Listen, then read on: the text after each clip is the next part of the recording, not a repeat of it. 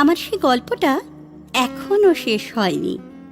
শোনো, পাহাড়টা আগেই বলেছি ভালোবেসেছিল মেঘকে, আর মেঘ কিভাবে শুকনো খটখটে পাহাড়টাকে বানিয়ে তুলেছিল ২৬ বছরের ছোকরা, সে তো আগেই শুনেছ। সেদিন ছিল পাহাড়টার জন্মদিন।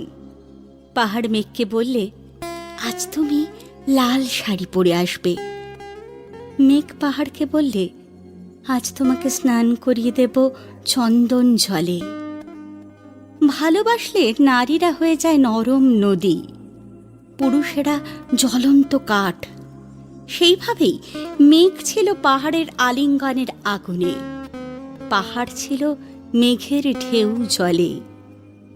হঠাৎ আকাশ জুড়ে বেজে উঠল ঝড়ের জগঝম্প।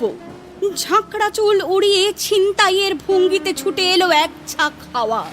মেঘের আঁচলে টান মেরে বলল, ওঠ ছুরি, তোর বিয়ে।